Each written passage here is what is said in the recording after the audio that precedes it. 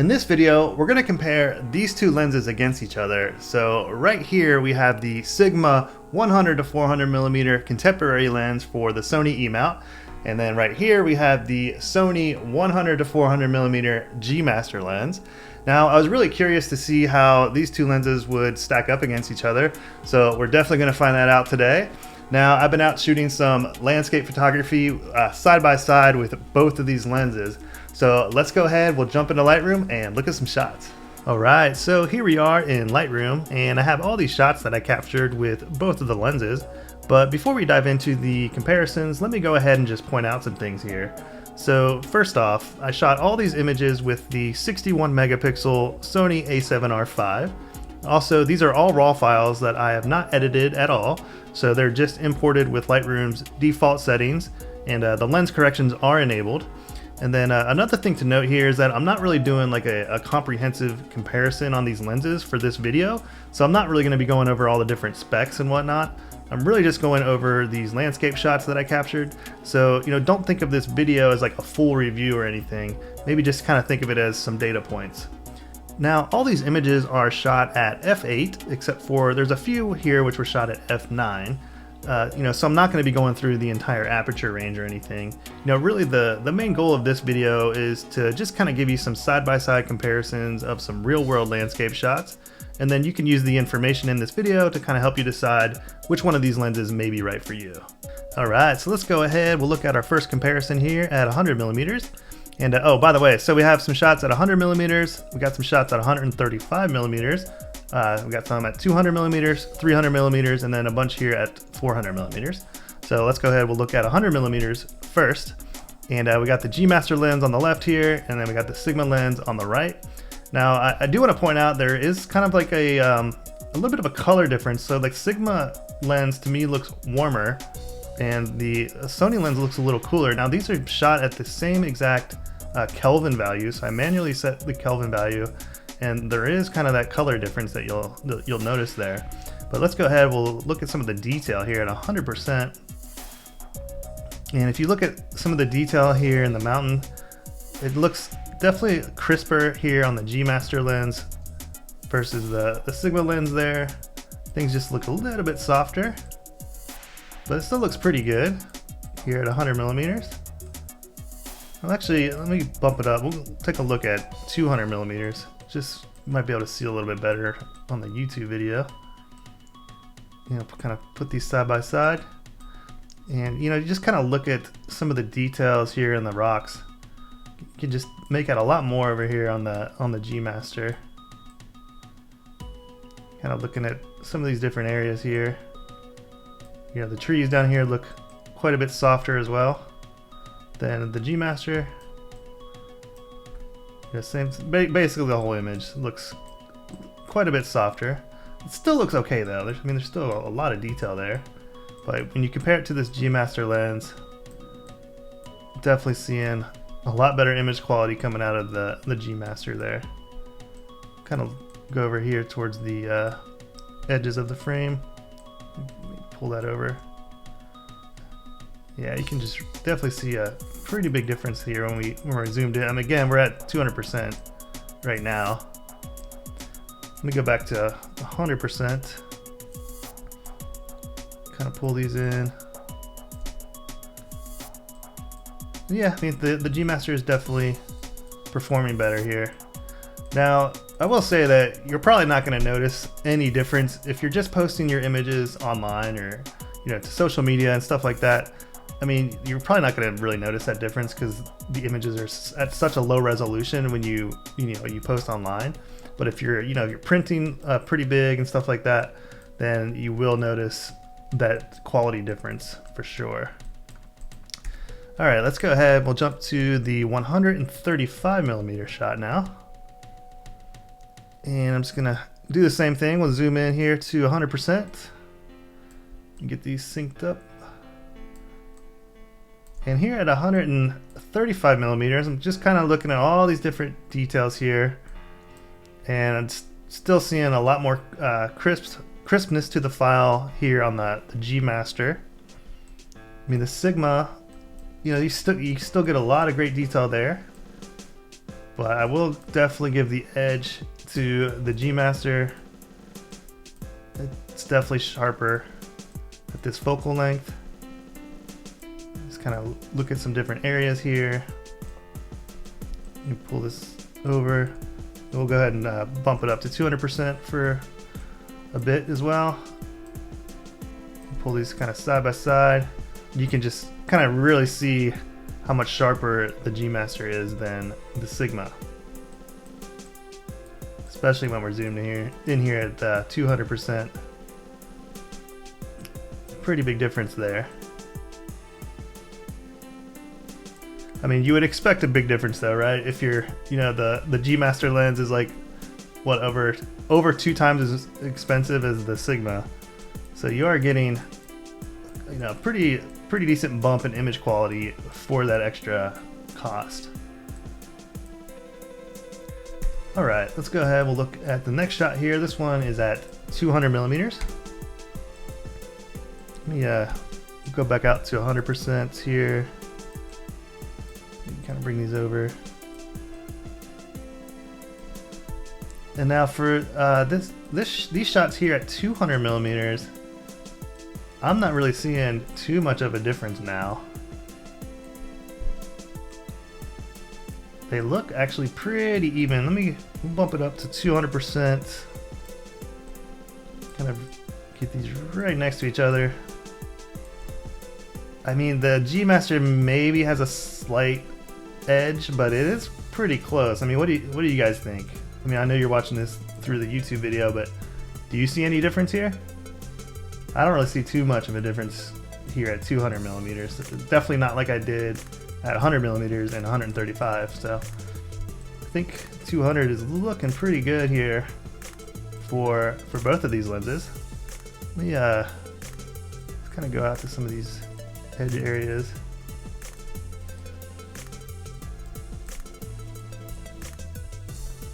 I would say actually the Sigma in this particular shot probably looks a little bit better here on this particular edge here. Go back to 100%. Yeah, it kind of seems like towards the center they're pretty even, but once you kind of go out to those edges, it looks like the Sigma is doing a little bit better. Now these shots are not perfectly framed up. You can see the edge of this one versus the edge of this one, but you know, they're pretty close. Kind of look at this area. Now for this area here, I don't really see too much of a difference at all.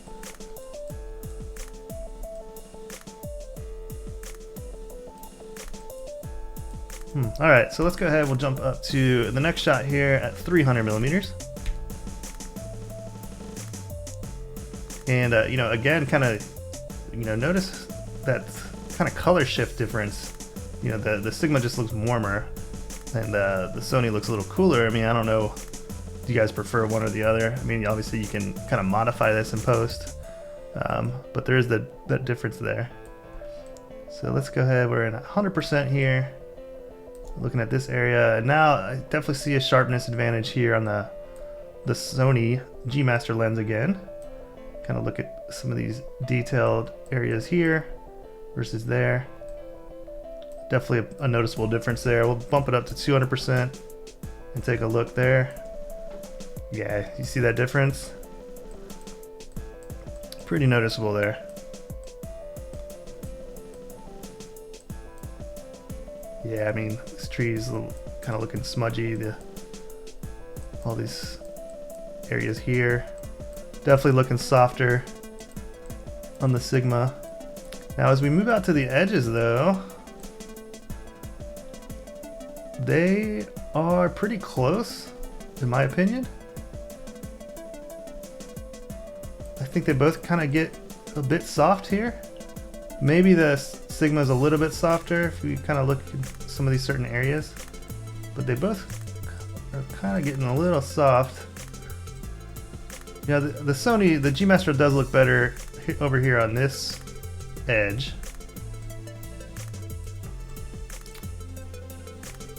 Yeah, definitely. So, you know, there might be some centering issues with these lenses. I'm not totally sure, but definitely the G Master is definitely looking better over here overall. Go back to 100%.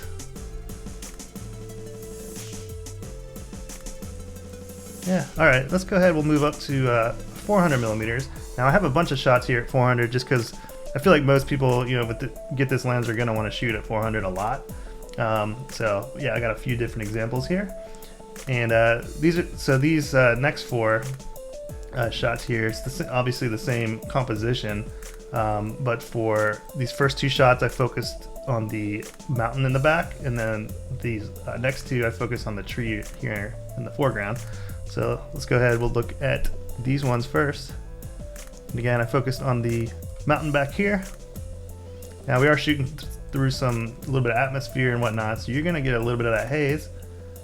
But regardless, the G Master lens does look better, a little bit better than the Sigma here at 400 millimeters. I'm gonna bump it up to 200%. Kind of get some of these areas here. You can definitely notice more sharpness there in the Sony.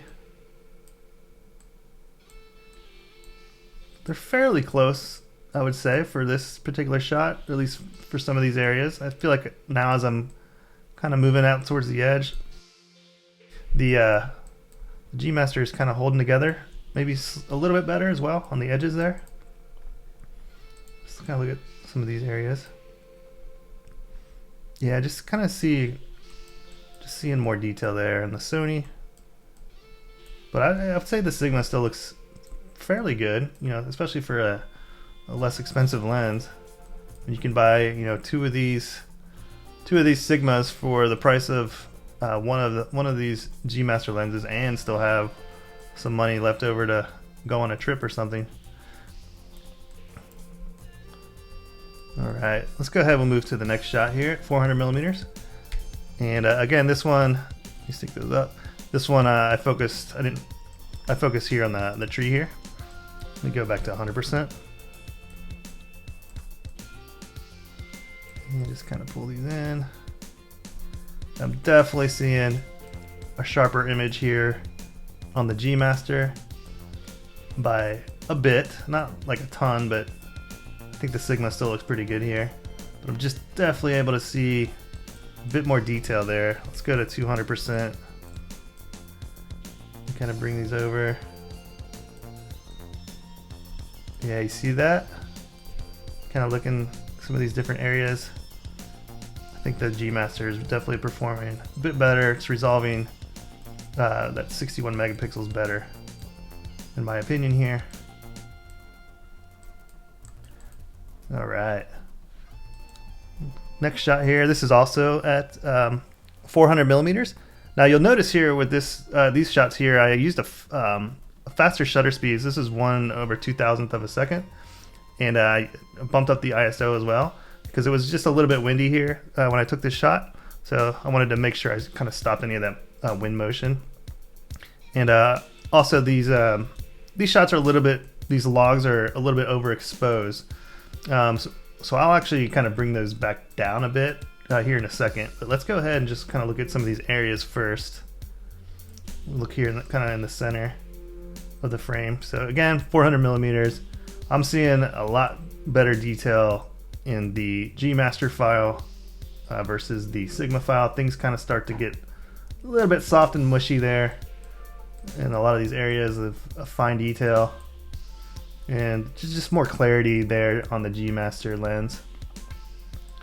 So you got all these branches, pine needles and everything. And then here on the edge, kind of take a look. Definitely a noticeable sharpness difference on the edges there. Up here in the corner as well, you can definitely make out more of the detail over here versus over here. All right, let's go ahead. I'm gonna kind of just do a quick adjustment to bring back some of the detail here in the excuse me, in the logs. So just gonna bring the exposure down a bit, bring the highlights down.